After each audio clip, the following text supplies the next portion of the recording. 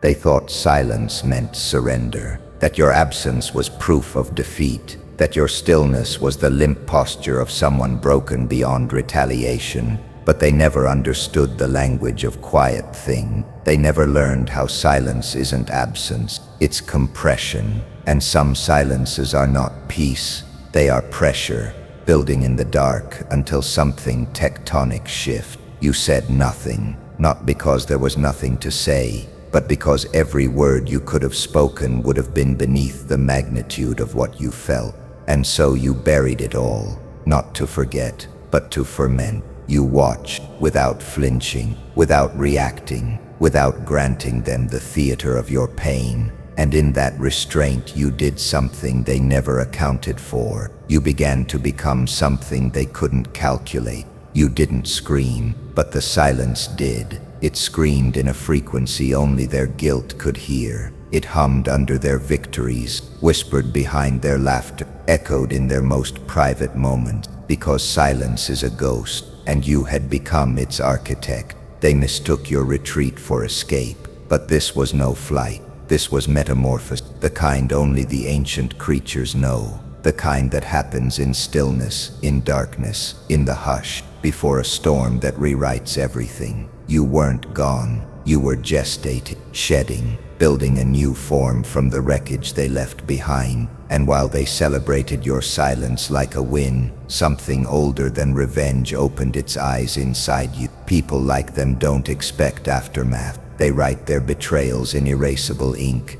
and expect time to do the cleanup. But what they did to you wasn't just a moment. It was a shift, a reconfiguration of your core memory, your identity, your blueprint. The pain didn't just pass through you, it rewired. And what emerged wasn't bitter or broken. It was clear, unshaken, dangerous in the way that only the patient can be. There were moments you almost cracked, times when your chest felt too tight to hold it all in, when your mouth almost opened with the words they deserved to hear. But you didn't, because deep down, something colder than fury whispered, "Let it cook, let the silence grow legs." Let it creep into their lives not as a scream, but as a presence. Because revenge shouted is revenge wasted, but revenge unspoken, it becomes legend. Now your silence follows, a shape at the corner of every thought, a noise they can't locate, a presence that feels like being watched, even when they're alone. And you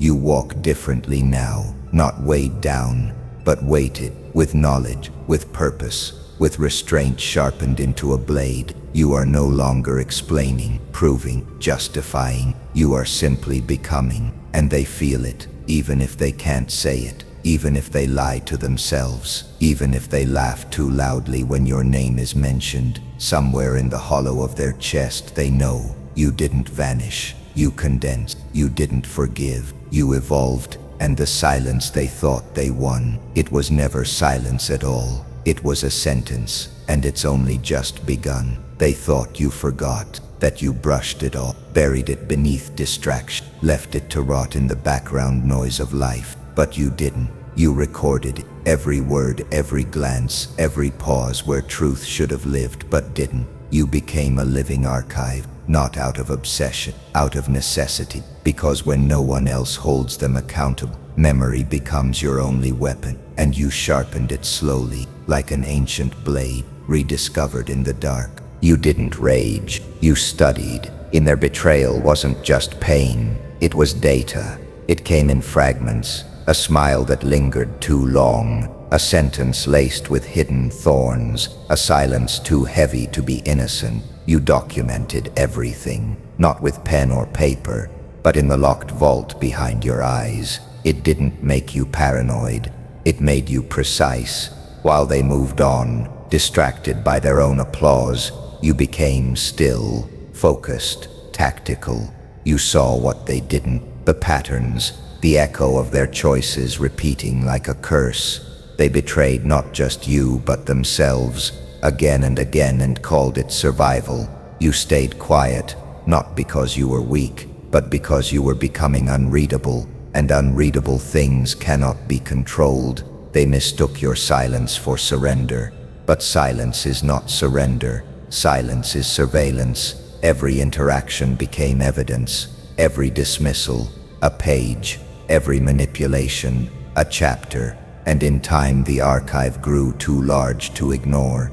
It lived beneath your skin. They looked at you and saw someone unchanged, but they didn't see the layers beneath, the structure rebuilding itself with new rules, forged from the ruins they left behind.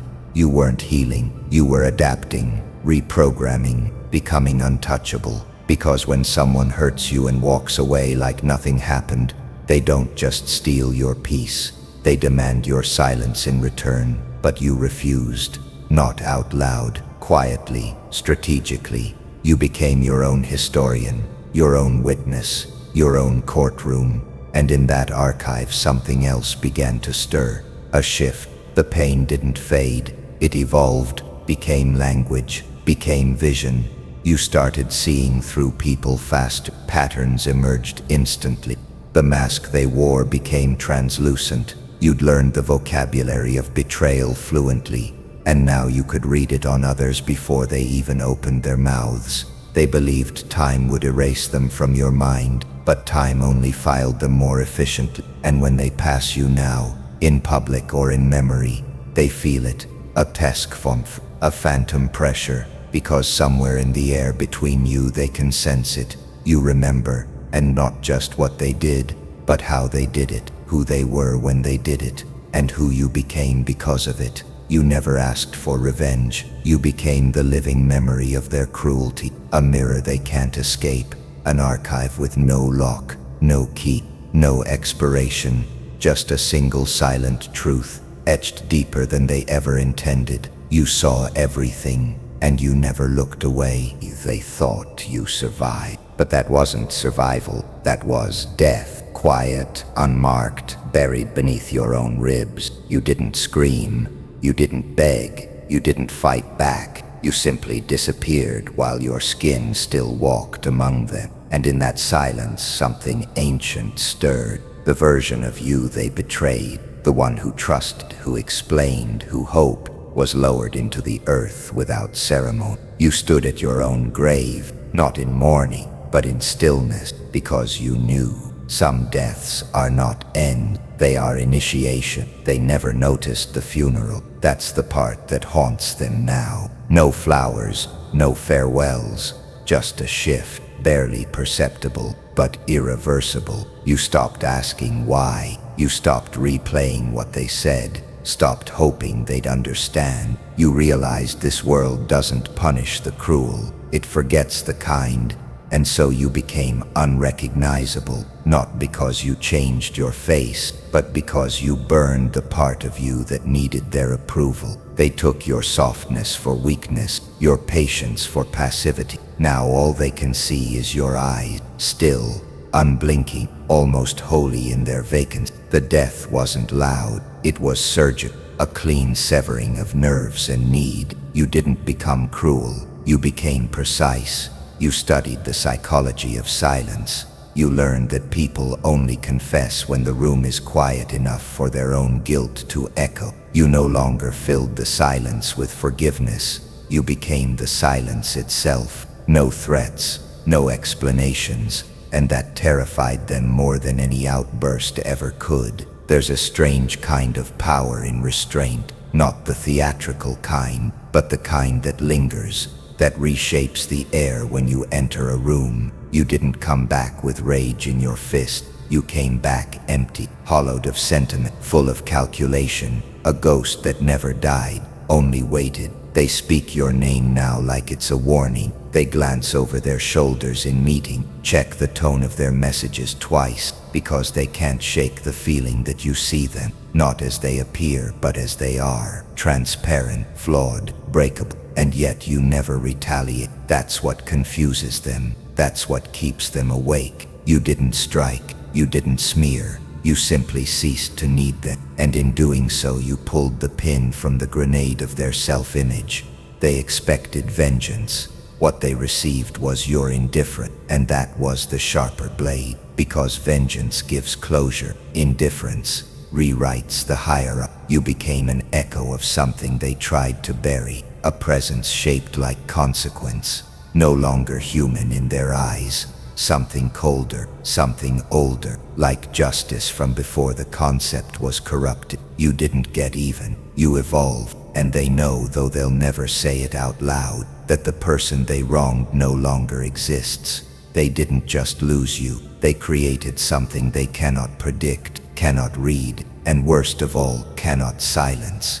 They thought silence meant safety, that your absence was proof of surrender. But silence has a pulse, and yours never stopped beating. It echoed in frequencies they didn't recognize, not until the guilt began to hum through their bones like a forgotten alarm. You never needed to say a word. Words are for the guilty. You became something else entirely. Their lives carried on. At first, laughter over shallow victories, celebrations over things they never earned. But late at night, when the distractions quieted and the mirrors were honest, something shifted. They heard you, not your voice, but the version of you they buried, crawling up from beneath their conscience. The betrayal they committed had a scent, a temperature, a shape, and it wore your face. You were not haunting them. No, haunting implies vengeance. This was prophecy, an ancient law they violated, one written in the marrow of all things. What you inflict upon another returns in forms you cannot predict. You never wished them harm. That's why it works.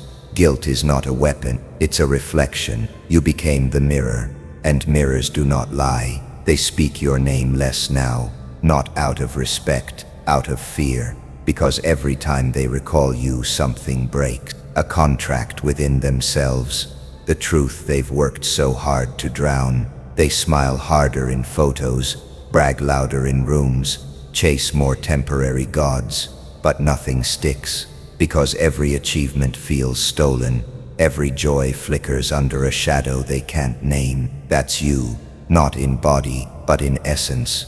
You were never weak, you were exact. You calculated the cost of confrontation and found it too small, so you let time do what anger never could. You let them carry the weight, quietly, relentlessly, and now they do, in small things, in strange ways, sleeplessness, nervous glances, overreactions to kindness. They've become prey to the predator they built inside themselves. The human mind wasn't made to outrun guilt. It doesn't dissolve, it metastasizes, it infects confidence, corrodes pleasure, rewrites memory. What they did to you was the strike. What they now endure is the echo, and that echo sounds exactly like you. Not crying, not begging, but standing, watching, knowing. There's a particular madness that comes when someone realizes they harmed something holy, not divine in the religious sense, but sacred in what it endured. You were the quiet storm, the lesson they thought they could skip, but the universe has a perfect memory, and now it speaks your silence into their every hour. They wanted you to disappear, but instead you became permanent, not in their photos, not in their feeds, in their gaps, the empty places where meaning used to live. You occupy that hollow now, a phantom law, a whispering debt, a presence too heavy to name and too precise to ignore. You never lifted a hand, they did that part. You just stayed still long enough for the truth to echo back. They didn't recognize you at first. That was the beginning of their downfall. The way their eyes scanned your face, searching for something familiar, a weakness, a pimple, a scar they remember leaving behind, but found nothing. The version of you they betrayed had died in silence, not with a scream or a seam or a sea, but like an ancient creature shedding its skin under moonlight. What rose wasn't louder, it was empty, and in that emptiness there was something unspoken, something colder than rage. You moved differently now, precision instead of presence, no need to be heard. Your silence wrapped around the room like fog with a memory. You watched them talk, laugh, posture, but they kept glancing toward you, subtly, nervously, as if your stillness was louder than any accusation, as if they could hear the ticking inside you. Not a bomb, but a clock, something inevitable. You didn't act, you didn't confront, You didn't flinch, and that terrified them more than any revenge could have. Because they expected fire, not this ghost-like figure who carried no wound they could see, no demand they could meet, no threat they could prepare for. You had become abstract, like guilt itself, a myth reborn in flesh. They'd laugh too hard now. They'd fill silences with stories. You'd catch the tremble behind their eyes, the way their throat tightened when your gaze swept past them, not accusing, just aware. And that awareness felt like judgment. They couldn't read you anymore, and people fear what they can't read. Once, you gave them your pages freely, every emotion annotated, every pain underlined. Now the book was shut, sealed in something older than resentment, older than justice. You had become unreadable, and they, who once fed on your vulnerability, were starving for your weakness, desperate to confirm that the power imbalance still lived. But it didn't. They did, and that difference haunted them. You had no face because you no longer wore the one they wounded. You weren't pretending to be fine. You had outlived fine. What stood before them now was not healed, not broken, but restructured. The raw materials of betrayal alchemized into something unfeeling, strategic, and unshakably composed, like a blade forged from old rust, a presence that doesn't scream, "I remember what you did," but rather whispers, "I remember why you did it," and worse, "I understand." That's what unraveled them, not fear of punishment, but fear of irrelevance, because if you weren't angry, then you were past them, and if you were past them, they no longer mattered. They had become a footnote in your evolution, a fossil in your shadow, and that silence, that invisible dismissal, echoed louder than revenge. You didn't need to hurt them. You'd already become the consequence, the faceless entity their guilt projected onto walls, into dreams, into every empty moment they once filled with pride. You returned without a face, but they see you everywhere now. They thought they walked away clean. They thought silence meant safety, that your stillness was surrender, that your absence was an exit. But silence was never the end. It was the opening of a new corridor, one lined with mirrors they could never smash, echoing with footsteps they could never trace. The unraveling didn't begin with thunder. It began with the flicker in their chest when they heard your name in a room that had nothing to do with you. A hesitation, a dry mouth, a memory trying to stay buried. You became a crack in their confidence, a quiet erosion. At first, it was small, a missed opportunity here, a strange sense of unease there. But guilt doesn't rot in place, it metastasizes. Their smiles became rehearsed, laughter too loud, apologies never spoken but always implied. You became the shadow stitched into their success, a reminder that no matter how high they rose, it was built on something stolen, someone silenced. They'd forget you during the day, but at night, in the hours when nothing is performing, and the mirror tells the truth, you return, not as a ghost, but as gravity, a pulling at their peace, dragging it downward into the space where their conscience still breathed. Because you never had to remind them what they did. Their own mind plays the footage on loop, not as punishment, but as prophecy. The subconscious knows the weight of its own crimes. They try to scrub it clean with distractions, achievements, validation, people who don't know the story, but it's there,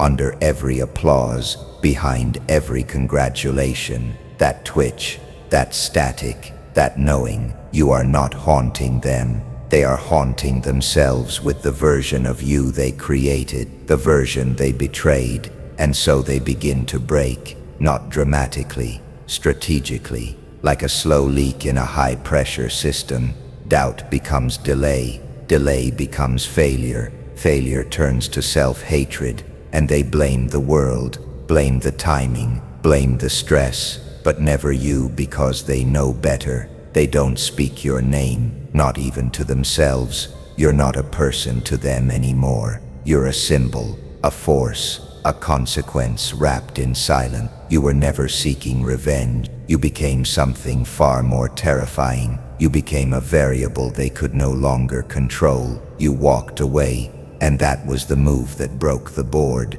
They expected retaliation. They were prepared for war. But how do you fight someone who simply doesn't need you anymore, who moved in silence and let the architecture of their own betrayal cave in on itself? Now when they look over their shoulder, they don't see you, and that terrifies them more, because if you're not behind them, where are you? This is what they never understood. Consequences don't always arrive on horseback, screaming your name. Sometimes they sit quietly, patiently, inside every choice that follows. You were not their end. You were the mirror that made them face what they've always been, and now the unraveling is all they have left. They don't remember the moment they began to unravel. Not precisely. Maybe it was the third missed call from a contact who once adored them. Maybe it was the glance in the mirror that felt heavier than reflection. But somewhere in the silence you left behind, something began to echo.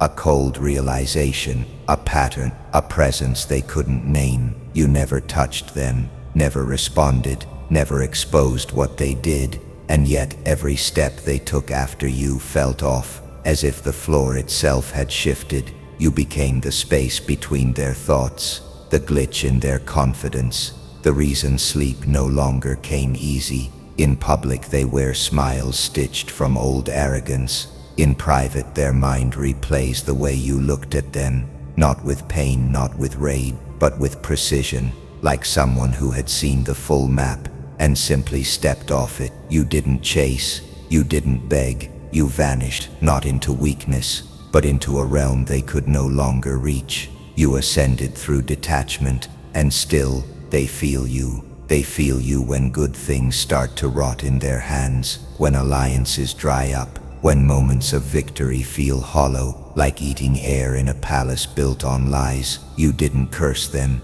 you didn't need to. Guilt is a parasite that speaks in their own voice, and you are the trigger that makes it scream. Each success they chase tastes like ash, because somewhere in their bones they know they didn't earn it clean, and the part of you they tried to erase, the part that remembers, is still watching. There's a moment, not loud, when it finally breaks through, a conversation they weren't ready for, a question they can't answer, a mirror they can't look into without blinking too long, and in that silence, it hits them like a blade made of memory. You never lifted a hand, but you never had to. You became consequence made flesh, an ancient law they thought had died in the modern age, a presence that doesn't need to speak to be obeyed. It wasn't revenge, it was reckoning. They remember now not the version of you they betrayed, but the version that emerged after. The version forged in silence, clad in the armor of restraint.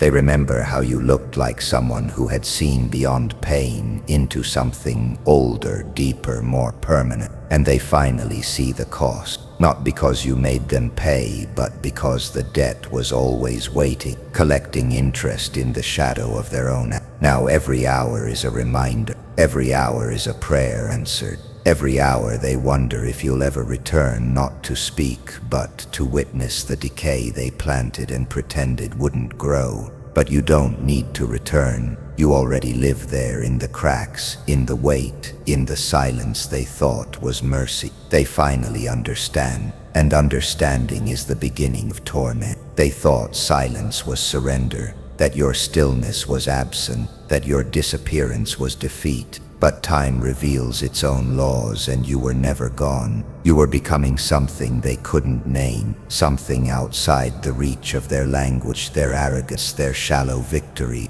You weren't chasing justice, you were becoming it. While they paraded in stolen light, you wandered through the caverns beneath memory, mapping every betrayal with precision, not with hate, but with clarity. You carved understanding into your bone. You swallowed the fire, not to destroy, but to temper your steel. And somewhere between the nights you couldn't sleep, and the mornings you didn't speak, you crossed a line, not into vengeance, into sovereignty. Now you walk in rooms and the air shifts. not because you demand it, but because you've become a signal, a living cipher of consequence. They don't speak your name, but it hums beneath their skin. You've infected the frequency of their peace, not as punishment, as prophecy, because there are ancient laws older than courts, older than creeds, the kind that aren't written but remembered, the kind you can't appeal, only endure. You became that law, the one they forgot existed, the one that moves without force, speaks without sound, and strikes without warning. You are not chaos, you are correction. You didn't expose them, you didn't break them, you let them rot on the throne they stole.